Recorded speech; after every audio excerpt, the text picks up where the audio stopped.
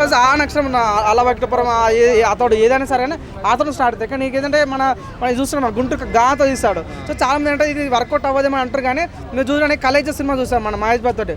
అది బడ్జెట్ పరంగా హిట్ కాకపోతే ఇప్పుడు చాలా మంది యూత్లో కలేజ్ అంటే ఒక ఇన్స్పిరేషన్ చాలా ఇప్పుడు పెట్టుకొని చూస్తారా మన టూ ఫ్రాంక్ ఆ సాంగ్స్ కానీ ఆ ఎమోషన్ కానీ చాలా బాగుంటుంది. సో నేను అనుకుంటాను ఒక్క విషయం మన త్రివిక్రమ్ నుంచి పూజ అయితే తన ఫేవరెట్ హీరోయిన్. మీరు ఎవరైనా కాదన్నా చాలా సినిమా తనతో కామెంట్ తనను పెట్టుకొని తీసేస్తారంటే వాళ్ళు ఏదో పక్కడబంది ప్లాన్ చేస్తారని నాకు క్లియర్గా అనిపిస్తుంది. కంటెంట్ బాగుంటుందని అనుకుంటాం. ఇంకోటి ఏంటంటే ఈ సినిమాలో ప్లస్ ఏంటంటే మహేష్ బాబు అన్న. ఎందుకంటే మహేష్ బాబు ఈ సినిమాతో ఏంటంటే నెక్స్ట్ సినిమా రాజమౌళితో ఉంది. తను యూనివర్సల్ స్టార్ అయిపోతాడు.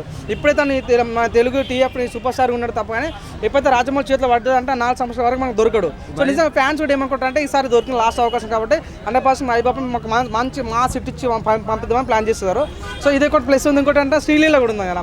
శ్రీలీల చాలా అన్ని మొత్తం తెలుగులో కానీ ఎక్కడ చూస్తే తనే ట్రెండింగ్లో ఉన్నది ఇప్పుడు. సో తను చాలా అందంగా అనిపించింది మన టీజర్ కానీ ట్రైలర్ కానీ. సో లైక్ తన డ్యాన్స్ కూడా మన మహేష్ బాబు డ్యాన్స్ చాలా ఎంత ఇంట్రెస్టింగ్ అనిపించింది. అది ఎప్పుడు కూడా అంత హైప్ లేకుండే కనీసం తన డ్యాన్స్ చేస్తే చాలా ఇంట్రెస్ట్గా ఇప్పుడే డీటెయిల్ నుంచి వచ్చిన ఫీలింగ్ వచ్చిందన్నమాట. సో ఇది మన ఇంకోటి తమన్ బీజిఎం అంటే మీ అంచనాలకు వదిలిస్తున్నా.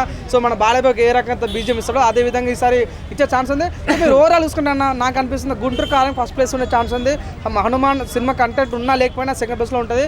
సో నా సామీరంగా అది 4th ప్లేస్లో ఉంటుంది. సో 3rd ప్లేస్లో మన వెంకటేష్ సినిమా ఉంటుంది అనుకుంటున్నాను. Thank you. ఓకే.